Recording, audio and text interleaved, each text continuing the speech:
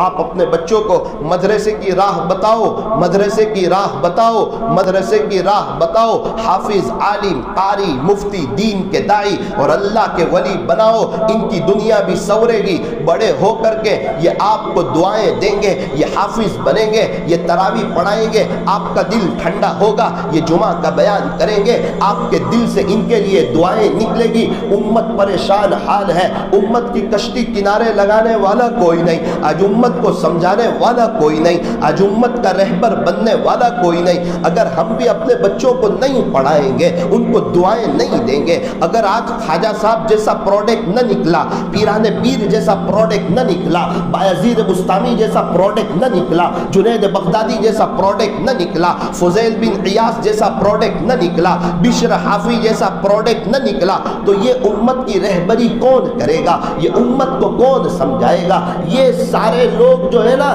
یہ مدرسوں کی برکت ہے، یہ مدرسوں کی برکت ہے۔ ہمیں نماز پڑھانے والے مدرسے والے، تراویح پڑھانے والے مدرسے والے، کان میں اذان دینے والے مدرسے والے، اور جنازے کی نماز پڑھانے والے مدرسے والے، غسل کرانے والے مدرسے والے، یہاں بیٹھ کر بیان کرنے والے مدرسے والے، کتاب لکھنے والے مدرسے والے، ہمیں صحیح رہبری کرنے والے مدرسے والے، رمضان کے روزوں کے بارے میں بتانے والے مدرسے والے، مدرسہ چلانے والے مدرسے والے، خانقاہ چلانے والے مدرسے والے، دین کے تقریباً سارے کام سنبھالنے والے ایک حد تک مدرسے والے۔ حضرت جی مولانا الیاس صاحب مدرسے کا پروڈکٹ، حضرت جی مولانا یوسف صاحب مدرسے کا پروڈکٹ، حضرت جی مولانا انعام الحسن صاحب مدرسے کا پروڈکٹ، حضرت شیخ زکریہ رحمۃ اللہ علیہ مدرسے کی برکت۔ مدرسے کو معمولی نہ سمجھو، معمولی نہ سمجھو، معمولی نہ سمجھو۔ بعض جگہ کپڑے بنتے ہیں، بعض جگہ چشمے بنتے ہیں،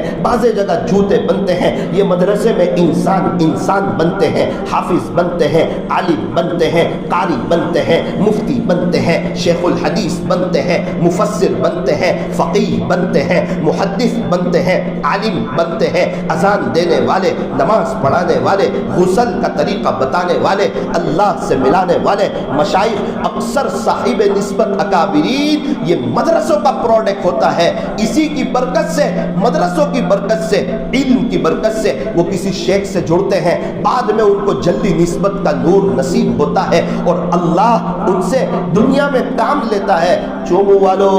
میری ساری بات کا خلاصہ یہ ہے، اپنے بچوں پر رحم کھاؤ، اپنے بچوں پر رحم کھاؤ اور ان کو مدرسے کی راہ بتاؤ۔